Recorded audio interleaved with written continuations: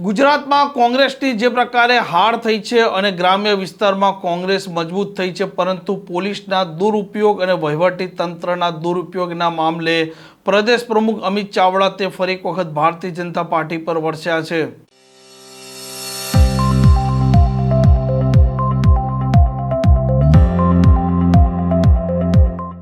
નમસ્કાર, આપ જોઈ રહ્યા છો હોટલાઇન ન્યૂઝ અને હું છું આપની સાથે તોફિક ગાંચી। ગુજરાતમાં જે પ્રકારે સ્થાનિક સ્વરાજની ચૂંટણી છે તે યોજાય છે, શહેરી વિસ્તારોમાં ભારતીય જનતા પાર્ટી છે તેની પકડ મજબૂત થાય છે, પરંતુ કેટલીક જગ્યાએ ગ્રામ્ય વિસ્તાર છે ત્યાં કોંગ્રેસ છે તે જીવંત થઈ છે, તેને ફાયદો પણ થયો છે અને આમ આદમી પાર્ટીને પણ તેનો ફાયદો થયો છે। પરંતુ આગામી દિવસોમાં કોંગ્રેસનો જે રાજ્યવ્યાપી રકાસ થયો છે તે મામલે હવે અલગ અલગ ઝોનમાં મનોમંથન થવાનું છે અને કેમ હાર થઈ, કયા કારણોસર તે મામલે અલગ અલગ જિલ્લા પ્રમુખ અને હોદ્દેદારો સાથે અમિત ચાવડા છે તે પોતે પણ હવે ચર્ચા કરવાના છે અને આ મામલે તેમણે પ્રતિક્રિયા પણ આપી છે।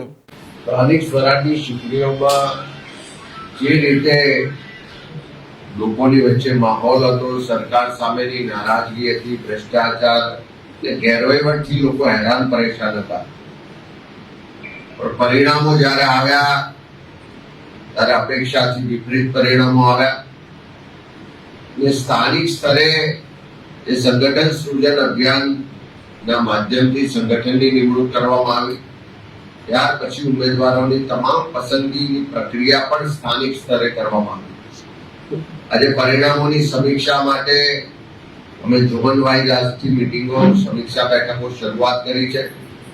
આજે 2 તારીખે દક્ષિણ ગુજરાત, આવતીકાલે ઉત્તર ગુજરાત, 4 તારીખે મધ્ય ગુજરાત અને 6 અને 7 તારીખે સૌરાષ્ટ્રની સમીક્ષા થવાની છે।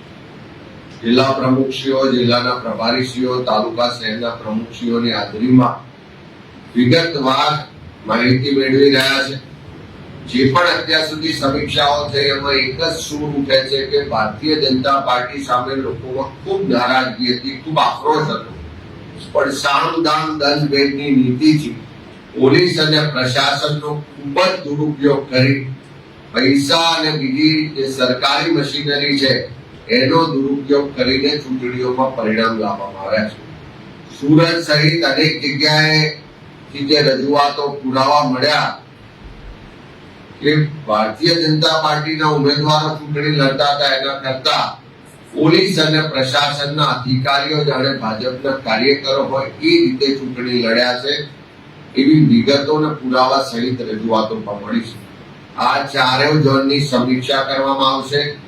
4 ઝોનમાં જે મત મળ્યા છે એનું એનાલિસિસ પણ કરવામાં આવશે। જ્યાં પણ સંગઠનમાં ત્રુટિઓ રહી ગઈ, સંગઠનમાં જવાબદાર લોકોએ કામ નહીં કર્યું હોય, કોઈ એન્ટી પાર્ટી એક્ટિવિટીમાં ભાગ લીધો છે, એવા તમામ લોકો સામે આ સમીક્ષા બેઠક બાદ પગલાં પણ લેવામાં આવશે। સંગઠનમાં પણ ફેરફાર થશે। સાથે સાથે અનેક જગ્યાએ જે ખોટી પ્રેક્ટિસ કરીને ભારતીય જનતા પાર્ટીના ઉમેદવારો જીત્યા છે એને પણ ખુલ્લા પાડીશું। જે અધિકારીઓ, જે પોલીસ તંત્રના લોકોએ ભારતીય જનતા પાર્ટીનો હાથો બનીને કામ કર્યું છે એના પણ પુરાવા જ્યાં જ્યાં મળ્યા છે એની સામે પણ આવનારા દિવસોમાં કાયદેસરની કાર્યવાહી પણ કરીશું ને એને જવાબ આપવો પડે એવી સ્થિતિમાં પણ લાવીશું। ઓવરઓલ આ સમીક્ષા બેઠક બાદ નવેસરથી દરેક જિલ્લામાં જઈ ઉમેદવારો સાથે, કાર્યકરો સાથે વિસ્તૃત સંવાદ કરવામાં આવશે અને 2027ના મિશન સાથે જમીન પરથી સંગઠનને મજબૂત કરી ફરીથી લોકો વચ્ચે જવાના કાર્યક્રમો સાથે કોંગ્રેસ પાર્ટીના અમારું નેતૃત્વ, કાર્યકરો આગળ વધશે। આ પ્રકારના સમાચાર માટે હોટલાઇન ન્યૂઝના ચેનલને લાઇક, શેર અને સબસ્ક્રાઇબ કરવાનું ભૂલતા નહીં। નમસ્કાર। આવા પ્રકારના વિડીયો તમને જોવા ગમતા હોય તો હોટલાઇન ન્યૂઝ ચેનલને લાઇક, શેર અને સબસ્ક્રાઇબ કરો।